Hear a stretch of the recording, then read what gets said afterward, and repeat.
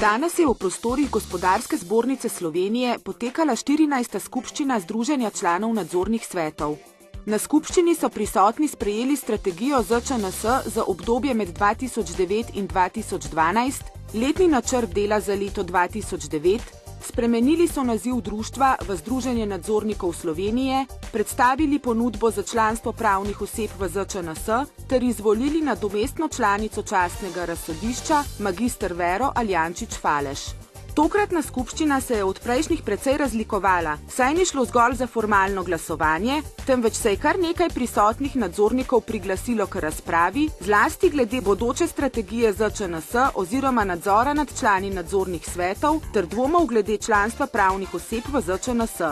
Predsednik VZMD magister Kristjan Verbič je izpostavil, da se mora ZČNS dejansko posvetiti vprašanjem konkretne prakse. Pri tem je poudaril primer družbe Lip Radomlje oziroma podpredsednika nadzornega sveta magistra Marjana Perškana, ki kljub številnim dokazom, da ni ravnal v skladu s kodeksom etičnega upravljanja delniških družb, še vedno sodeluje v izpitni komisiji za podeljevanje certifikatov članom nadzornih svetov. Častno razsodišče ZČNS je strani magistra Verbiča, ki so ga zaposleni izvolili za predstavnika delavcev v nadzornem svetu Lip Radomlje, sicer prejelo prijavo zoper magistra Perškana, a naj ne bi bili pristojni za sprožitev kakršnihkoli sankcij, saj magister Perškan ni član ZČNS. Kljub temu pa gospod Perškan, ki mu je uspelo na rob propada spraviti podjetje z dolgoletno cvetočo tradicijo ter 270 zaposlenimi, na izobraževalnih programih ZČNS še vedno predava in to celo o poslovni etiki in korporacijski kulturi, ter je na vabilih ZČNS predstavljen kot zgleden nadzornik. Predsednik VZMD je poudaril, da bi bilo zato nujno premotriti prakso funkcije ZČNS, pri čemer bi se bilo potrebno še zlasti posvetiti nadzoru ZČNS nad nadzorniki, člani združenja. Poleg tega je magister Verbič opozoril, da se mora ZČNS jasno opredeliti do zakona o gospodarskih družbah, člena 1c, ter vprašanja, da se tudi zakonsko omogoči predstavništvo malih delničarjev v družbah, kjer njihovo lastništvo dosega oziroma presega 20%. Takšna je tudi namreč zakonsko določena praksa v razvitih in urejenih ekonomijah, na primer avstrijski.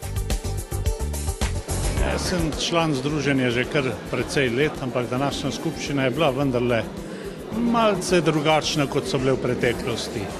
Ni bilo zgolj sama formalnost, ampak se je vendarle odprlo nekaj problemov, ki bodo verjetno zelo aktualni v bodoče. Recimo ena taka stvar je ta predlog, da bi bili člani združenja tudi gospodarske družbe, pravne osebe. Ne vem, če tle ne bo prišlo do kakšnega konflikta interesov. Ampak jaz mislim, da kakšnega zelo velikega interesa ne bo za strani pravnih oseb oziroma gospodarskih družb, da bi postali članice. V nekem smislu pa lahko to tudi zelo koristno, ker bo prišlo do drugačnih razprav v bodočih skupščinah. To je skoraj zanesljivo. Kaj pa recimo glede same razprave, ki se je odprla v primeru nadzora, boljšega nadzora nad samim delovanjem članov nadzornih svetov? Ja, tu bo verjetno moralo združenje postaviti nekoliko bolj jasna stališča in tudi bolj jasno držo, kaj v takem primeru. Prihajalo bo prav gotovo do situacije, da bodo člani združenja iskali eno zaščito in podporo tudi v združenju. In seveda pričakovali tudi, da bodo tudi dobili.